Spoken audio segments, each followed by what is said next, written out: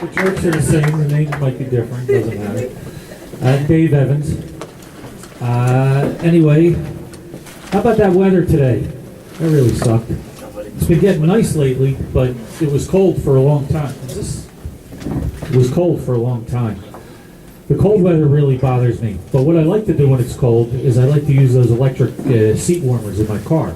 Right? But you got to be careful with them because if you sit on them too long, they burn your ass, and your ass starts to hurt. And the last time that happened to me, my ass hadn't hurt that much since I was a Boy Scout in Jerry Sandusky's troop. Yeah, well, but that was okay because I was earning my badge in child rearing, so I don't know. I had to become a spread eagle scout first. Yeah. All right, okay, got a bunch of Jerry Sandusky fans here, I see. Anyway, a little bit about me. I'm married. I've been married for 23 years. I have, thank you, people like statistics.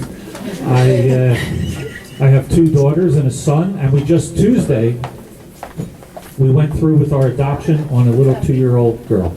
And that deserves, I like to call it, when I went to court, I like to call it making settlement. But she's a little foreign girl, and she's foreign because she's from Staten Island, and that's okay. But now in my house, in case you're keeping score, it's 4 females to 2 males, okay? So that estrogen, let me tell you, that's flying, okay? People start changing into it. If you're a man and you come visit me in my house, you're leaving with tits and a vagina. That's guaranteed. I know I'm transforming. I think I'm turning into Cinderella because the other day I got an invitation to Lance Armstrong's ball. It was really something else. And recently, more statistics, I just turned 50. And it's really hard for me to say I'm 50, but I am. And 50 sucks, let me tell you. Because here's an example. When I was 25, I would wake up in the morning, I have morning wood. Now I wake up, I have morning sponge. It's not really that nice. This used to be like, you're having sex, and now it's just, you're cleaning the counter in the bathroom. You do this one too many times, you start shooting Formula 409. It's not fun. But speaking of erectile dysfunction, I got an email the other day, told me my girlfriend would be much happier if I had a harder and bigger erection. I don't know how they found out, but I didn't even know I had a girlfriend. My wife doesn't know I have a girlfriend. I wish I would have known because evidently now it's too late. I can't get it up. But obviously what they're doing is they're advertising these male enhancement products. And they sell them everywhere. They sell them like at Walgreens and Walmart. I walked into Walgreens. I was embarrassed to ask for it because it's hard to ask the little 16-year-old high school girl at the counter where the harder and bigger dick section is. She said she doesn't date married men, but I don't know.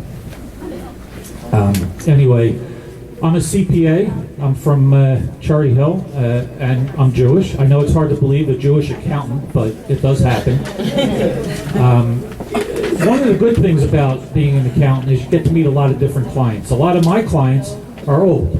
They're old people, but they love coming to my office. They love to get their taxes done. I don't understand it. I think it's like an excursion for them. It's like a day out. They wake up at like 4:30 in the morning, waiting for their 1 o'clock appointment in my office, and it's a day off from going to the doctor. They'd rather come to see me. I don't know why, because when you go to the doctor, then you have to get a needle, you get a little prick in your arm, but when you get your taxes done, I'm telling you, you get a big prick up your ass. It's not fun. The IRS is screwing everybody. They screwed me, they screwed accountants, they screwed taxpayers. That's what they do. IR screw.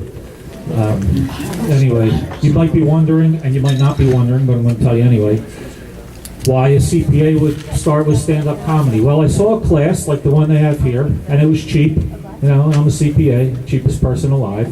And the class was actually very good. A comedian named Round Boy Jimmy Graham, I don't know if you ever heard of him, but he taught the class and he gave us some pointers. And one of the pointers was, he said, when you sit down, you want to write your comedy, he said, find your funny.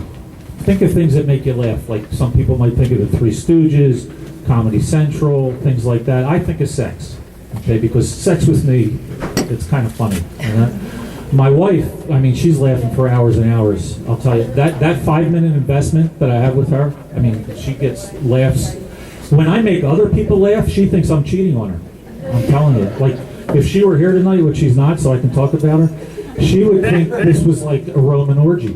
I mean, I've made at least 3 people laugh, so, cheating on her 3 times. The other thing he told us was carry a notepad, something to write down your ideas. He said, better yet, and I see it on the table, he said, use your cell phone. Use the notepad app on your cell phone.